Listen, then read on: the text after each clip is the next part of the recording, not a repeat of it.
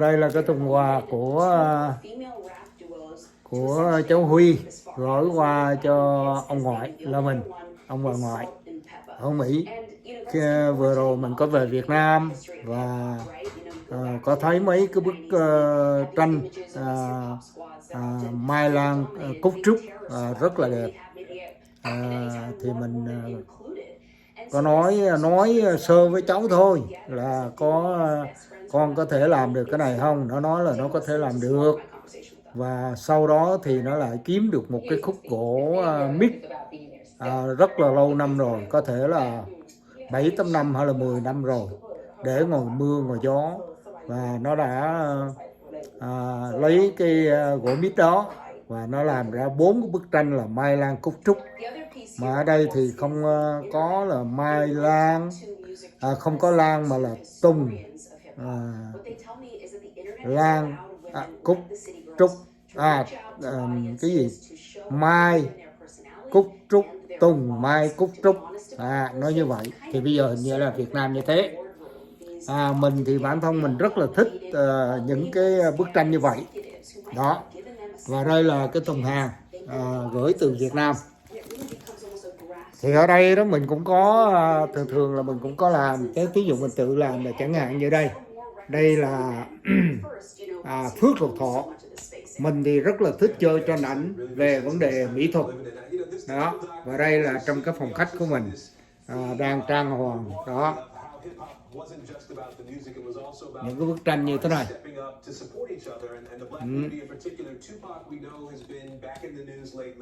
With these developments in the murder investigation from almost 30 years ago, I want to play a clip about how he supported black designers' work before his death.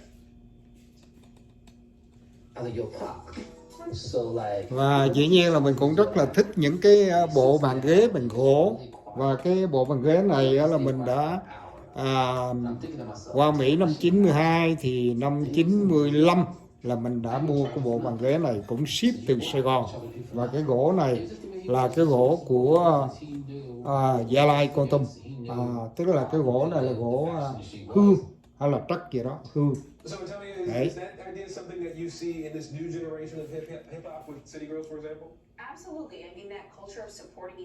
Do đó cháu Huy nó tặng cái 4 cái bức này bằng gỗ mít thì mình rất là quý. Và bây giờ thì mình sẽ khui cái thùng ra để cho các bạn xem nhé. Being out birth control pill makes women a different version of themselves. It opens up the door to marital infidelity, a proliferation of STDs. It increases a loss of respect for women. The woman has to conquer nature. They would say they make themselves God.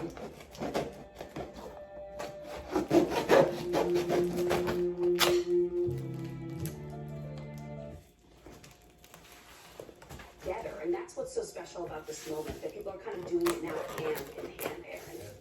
All right, Antonia Hilton, we appreciate the report. Thank you. Cái công ty này nó làm nó cũng rất là cẩn thận, nó gói rất là cẩn thận.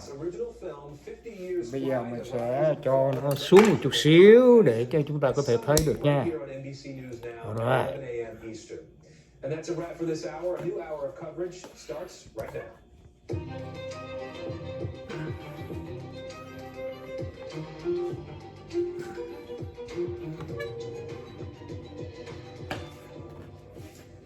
We are coming up with the situation growing more dire and desperate in Hawaii. Firefighters there scrambling to put out the wildfires that have killed more than 50 people. This is devastation that you can see from space as tourists rush to the airports there. We have a team on the ground, and we'll hear from a survivor on Maui. And some breaking news this afternoon. FTX founder Sam Bankman-Fried going to jail immediately while his bail is being revoked. Also tonight, breaking news on 3 special counsel investigations, including one into President Biden's son, Hunter. We'll have that, plus a warning from a federal judge to former President Trump's lawyers. And a 17-year-old is pleading not guilty in court to killing a black gay dancer in Brooklyn, New York. What we're hearing from today's hearing. And then the wife of the suspected Gilgo beach killer is speaking out today. We will bring you her comments nó nằm xuống. in the program.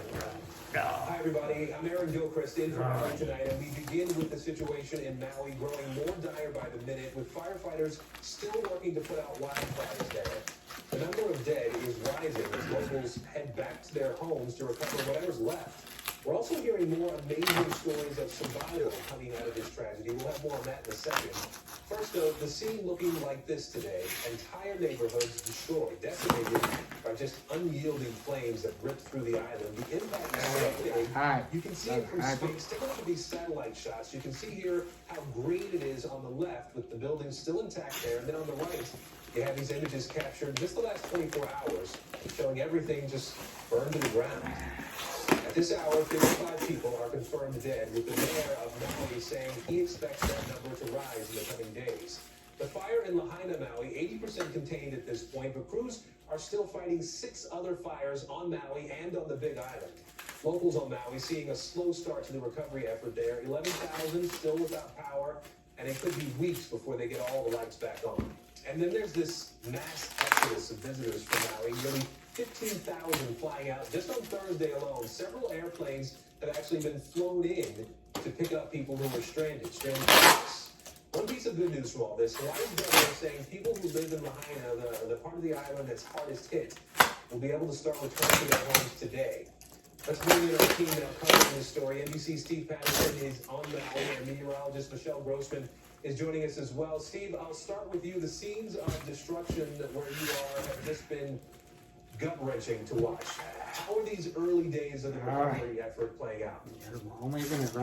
It is unbelievable damage as far as the eye can see. As station shelter, which is Maui High School, we've been watching people walk in and out. Some really, literally just the shirts on their backs. That is it. A lot of people left in a hurry because those flames came so quickly, and that's not just reporting from the government or the mayor or the governor. It is from people that I've spoken to on the ground that say the flames swept through their community faster than they could react. So they feel lucky to be alive. The death toll still sticks at 55, but as you heard, and as we've heard from the mayor and the governor, they expect that number to increase primarily because that number stems, as we've heard this morning from the mayor, from just the exterior of what we see there in town. They have not necessarily been able to dive, as far as reporting from this morning, into those structures. They're waiting on more federal aid to do that. When they do, they expect, unfortunately, to find more people dead. There is still a number of missing, of course, as well. I've talked to families who are missing cousins and loved ones and friends. I spoke to one woman, a younger girl who lives with her parents, now saying that her parents have lost their jobs because their jobs were on Front Street and lost so much, including their home, because of that fire swept through so quickly. I want you to hear what she told me earlier today. Listen to this. It was heartbreaking. My mom cried, dad cried, and I was sick. But I grew up here, so this is what I know. My dad lost his job. He left on Front Street, too. So we're just gonna see what we can do. Rents expensive. Without jobs, I spoke to so many people like her that live there, but also tourists who left things behind, like crucial medications. The good news, as you mentioned, the governor now opening the roads up, so hopefully people can get back in. The bittersweet with that is that get back in to see what? To see in a lot of cases, the husks of ruined homes burned to the ground by that incredible fire. Aaron. Wow. Yeah, just amazing to see these pictures that keep coming in, Steve. We're learning in just the last few minutes here that Maui's siren system, the warning system there, was not activated as these wildfires approached Lahaina. So a couple of questions. Is this the sort of situation where you would expect those sirens to be activated? And what are you hearing from locals about not hearing those sirens? You would. This is one of the world's largest and most comprehensive integrated outdoor siren systems. 400 sirens covering the entire island chain of Hawaii. We actually now have a statement. This is from our investigators. We've been able to get this per Emergency Services Administration sources. They say, quote, and I believe we can put this on screen, Neither Maui nor Hawaii Emergency Management activated warning sirens on Maui during the wildfire incident. 3 other alert systems were activated, delivering alerts via 1 mobile devices, 2 radio and television, 3 via the county's opt-in resident alert system. The sirens are used to alert the public to seek additional information. They do not necessarily indicate an evacuation. And you have to imagine these people during this crisis, they don't have internet, and a lot of times they don't have radio, they don't have television, they don't have any way of communicating. So how were they able to get those alerts that evidently went out during this? I think there's a lot to uncover here right now, though. The focus remains on the search and rescue effort that is Biết là centered như vậy right đó there là behind coi như Aaron. cũng Steve Patterson for us tonight on Maui. Steve, thank you. I'm joined now by Amber Frank, who survived the fires on Maui. Amber, we appreciate you making some time to talk to us. I know it's early there and you're dealing with a lot. I'm just curious, tell me a little bit about what it was like when the fires broke out, when you sort of got caught up in some of this, and how you got to safety. Well, right when they started on fire, it was right across our staying at a house shelter over there. And it was incredibly windy. It felt like my car was about to fly off. And that's what alerted me to go outside. And by the time that I got up, like the whole fire outside was already on fire. It was already starting to burn behind town. The wind was going from the top of the mountain straight down to the ocean. So, and it was so fast that we didn't get any alerts. I was getting alerts on my phone for places on other parts of the island, but not where I was at. So I had pulled my car up, grabbed as much as I could, grabbed somebody else, and got my car and left.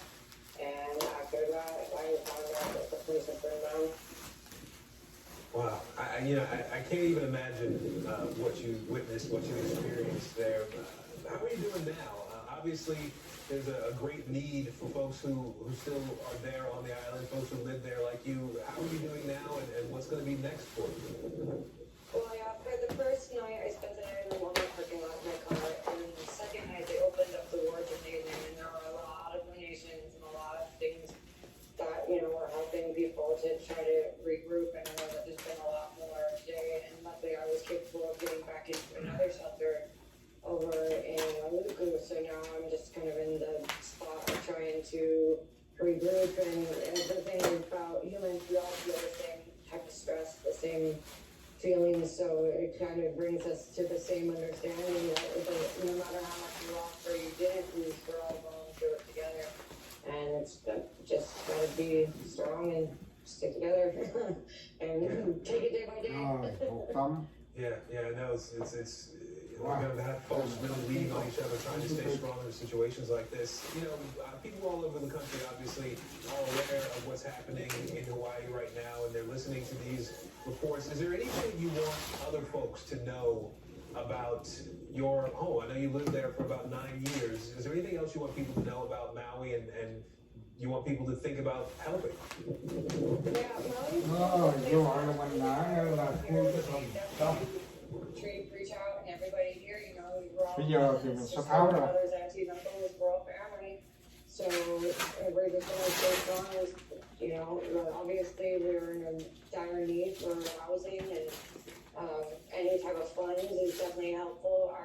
Our rent rate before was already incredibly high. It was really hard for us to find housing, so now it's going to be even more difficult now that we've lost most of our homes. All of Lahaina is gone.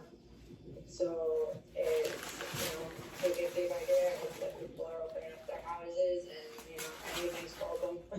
Any help that we can get, we'll take it. Well, Amber, we appreciate you making some time and talking to us today. Hopefully people understand exactly what you and your friends and neighbors are dealing with there on Maui. We wish you the best. Thank you. And thank you all. Well, let's bring in NBC News Now meteorologist Michelle Grossman now. Michelle, the first responders there are still working on putting out some of these fires on Maui, on the Big Island to Maui South. Are they out of the woods yet? High wind and some of the other weather that they've been dealing with that can start flames? We're looking at getting all that's the good news. Freezing conditions. Bateman Road by 15 miles per hour, which is really typical of the summertime across the island chain. And that's what we're looking at as we go throughout the next couple of hours. Really long local time, we're looking at 8 miles per hour, so anywhere between 5 and 10. We could gust into the 20s. So we're not looking at 0. We're looking at some breezy conditions, but we're not looking at those winds that we saw before. We saw 82 mile per hour wind gusts in the height of it. Then as we go through tomorrow, this is tomorrow at 3 p.m. local time once again. Again, we're looking at winds right around 5 to 10 miles per hour. So that's good news in terms of the wind. I looked ahead for the next 4, 5, 6 days. We're looking at winds remaining on the light side. The bad news is we remain in this drought. We're looking at a severe drought over the island and Maui. We're looking at fire danger. That's what worsened the fire danger was the drought. So we're going to continue this. They've been in ongoing drought for a long, long time. So that's going to be part of the problem with wildfires as we go forward. But today we're looking at really dry conditions. It's not just a drought, really low humidity. So 90 today, sunny, dry, hot. And look at the forecast for the next 4 days. We're going to keep it the same for the next 4 days. So continuing to be really sunny, dry, and hot. Aaron? All right, meteorologist Michelle Grossman. We appreciate it, Michelle. Good to see you. You too. Well, next hour, Tom Yanis will anchor Top Story live from Maui. He's been on the ground there getting a first-hand look at the destruction. It's right here on NBC News at 7 p.m. Eastern. Some more breaking news tonight. The legal team for Sam Bankman-Fried, the founder of FTX, filing a notice of appeal in the last hour. That's after a judge revoked his bail today during a hearing in New York. You see him here in video earlier. The judge sided with federal prosecutors on accusations of witness tampering. Bankman-Fried has been under house arrest at his parents' home, but now he will stay in jail until his criminal trial starts in October. Mackenzie Siegel is joining us now. So Mackenzie, talk us through the details of these allegations that were made by the prosecutors here. That Sam Bankman-Fried has been indirectly intimidating witnesses through the press. Now, witness tampering, of course, is a felony, which means that what we're talking about is a new potential crime on top of the several securities fraud charges that Bankman-Fried already faces. I was in the courtroom earlier today, and during the judge's 33-minute ruling, he concluded that there is, quote, probable cause to believe the defendant tried to tamper with witnesses at least twice. The final straw for prosecutors and why they ended up requesting that bail be revoked was when Bankman-Fried leaked private diary entries of his ex-girlfriend, Caroline Ellison, to the New York Times. Now, Ellison, who was also the former chief executive of Bankman-Fried's failed crypto hedge fund Alameda Research, has been cooperating with the government since December and is expected to be a star witness for the prosecution. The judge took issue with the defense's argument that Bankman-Fried was exercising his First Amendment rights, saying that SBF's contribution to the Ellison story was designed to hurt and discredit the witness. So just to remind people, SBF is facing multiple charges here. We're talking about wire fraud, money laundering. This is all over the implosion of this company of FTX. We know his team is trying to appeal this too, right? What does it all mean for his case moving forward? And what it means is that it's going to get a whole lot more complicated for the defense to prepare for trial, which remember is in less than 2 months from now. The prosecution has started to lay some groundwork with one correctional facility called Putnam, where SBF would be able to access discovery documents through a laptop, limited access to the internet, but the government said it would take at least a week to get that set up. At this point, the defense hasn't requested to push back the trial start date. Như vậy đó là We're going to see if that changes in the days ahead, Aaron. Yeah, we'll be all looking to see if that changes. Mackenzie, mình sẽ quay là 4 tấm này đó, tức là phía bên này đầu tiên hết là